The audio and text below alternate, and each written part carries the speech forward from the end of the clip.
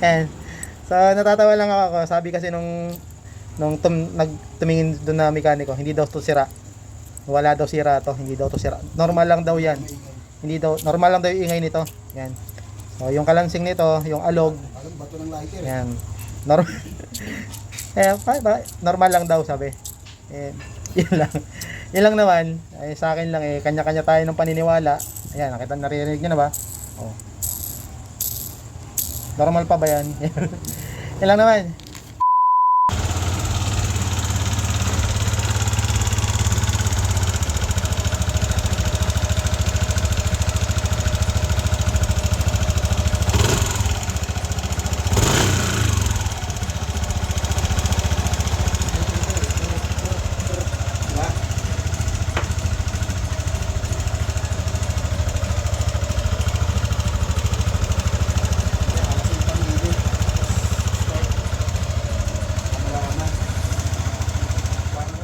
Baklasan natin yung makina. Yan. So, nabaklasan natin yung makina. Then, tear down natin. Check natin. Tingnan natin kung ano yung parts na nasa loob nito. At kung nandito ba yung problema. Yan. So, okay. Pakita ko sa inyo pagkatapos natin dito. So, ayan. Nabaklasan natin yung makina ng NMAX. So, kita nyo naman. Carbon na. Makarbon na rin yung piston. Yung cylinder head. Makarbon na rin. So, lilinisin natin yung mamaya.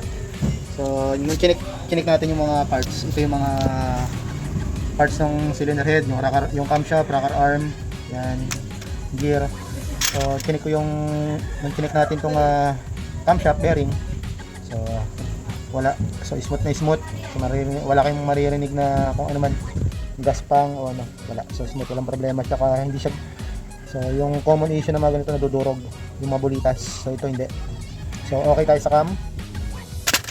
O ito isa pa yung common issue rin sa mga rocker arm. So intake rocker arm. So check yung mga bearing niya, to mga rollers. So ito naman smooth naman din, walang problema. So yung sa variable niya sa BBA side okay naman din, walang problema. Smooth, walang alog. Wala ring alog. Yan, alugin mo. So walang alog, okay. So ito ang nakita natin problema, yung kanyang exhaust rocker arm. So alugin natin. Sana naririnig. Yan. Naririnig niya ba? Yan. Meron, di ba? Paikutin. Yan. Yan. Yan. Rinig nyo? Yan. Yan, diba? Sobrang gaspang. So, sobrang gaspang at hindi masyadong kita pero ayan. Alog, may alog na rin. May alog na yung roller. Tapos magaspang. Yan.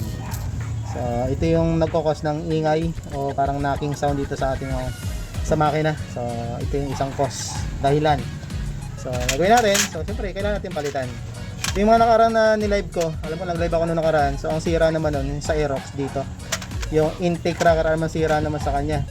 So, ngayon naman, ang sira naman itong sa NMAX. Sa NMAX naman, ang sira itong exhaust rocker arm. So, okay yung bearing ng cam.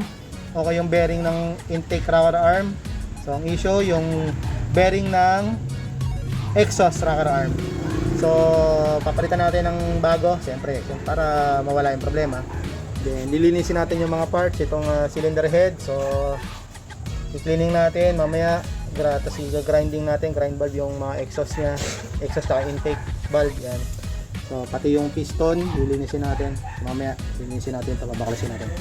So, okay. So, mamaya kita-kita sa mamaya, Paps, kung anong kalalabasin itong ating ginagawang engine refresh dito sa NMAX V1. So, alright.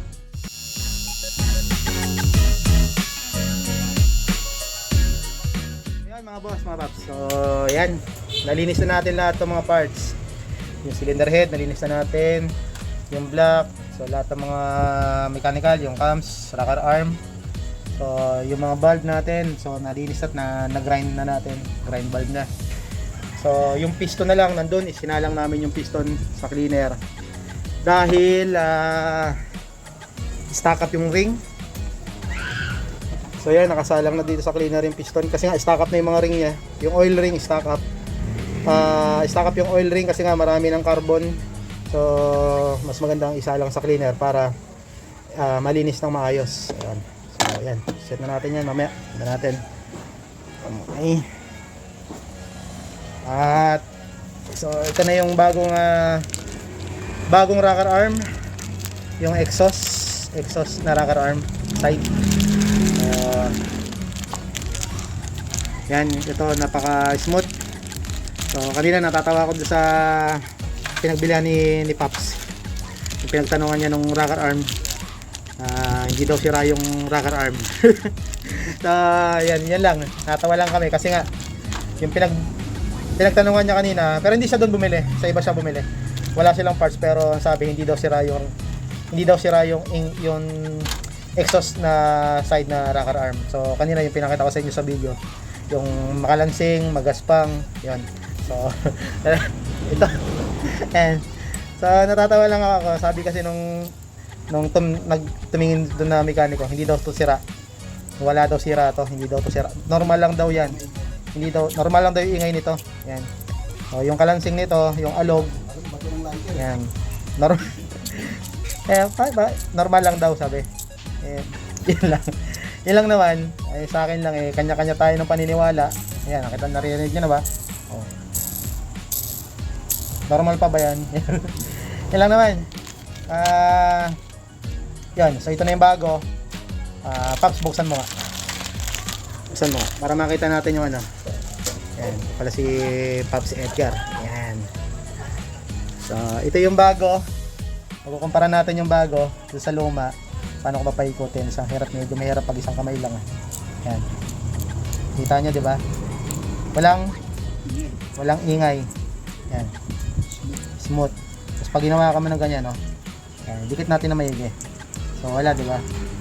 Walang ano, matawag dito. Walang kalansi, walang grinding o naririnig ko. Ito. Oh.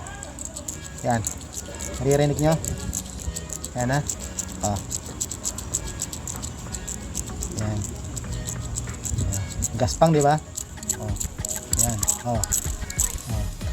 So ito yung luma, ito yung bago. Bitin natin para sabihin nyo baka magic trick lang. So ito yung bago. Oh. Ano, oh, di ba? Walang naririnig na gaspang o kalansing. Oh. Naririnig nyo? Oh. Nakasan mo. Yan oh. Oh. Wala, di ba? So yun lang.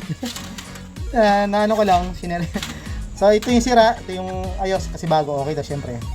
So identify natin sira. So yung kanina natawa lang kami dahil sabi nga doon sa kanya hindi daw to sira, okay daw to, normal lang daw yan. So malalaman natin yung mga boss, mga master, mga paps mamaya pag na-assemble na natin itong buong makina. Pag na-assemble na natin at pa-under na natin, so mamaya makikita natin kung ano yung before and after nung ginawa natin. So ready na kami for assembly na lang. So ikakabit na lang natin to sa makina. Then sa makina din sa chassis para mamaya makita na natin kung anong resulta nung ginawa natin. So okay, alright, kita-kits tayo mamaya mga boss. So yun na, okay na, natapos na. Woohoo! Yung wakas, natapos na, hinapon na tayo. Yun, no? So the moment of truth, yun natin kung okay na.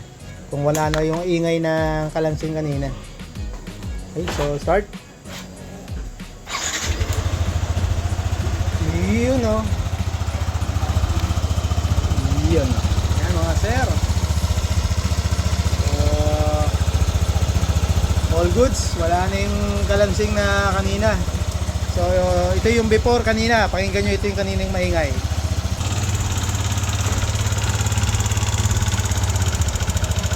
Natin mga boss, ito na yung napalitan natin ng rocker arm.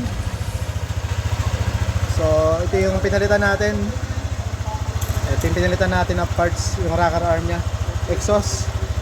So dahil lang dito yung ingay. So sa mga kaibigan natin dyan, na mga naka NMAX, Aerox, so pag nagkaroon kayo ng naririnig na lagatik sa part ng makina dito sa side na to, madalas, so either rocker arm or bearing sa camshaft bearing. So yun yung nagiging problema, kaya nagkakaroon tayo ng ingay o knocking sound sa engine natin.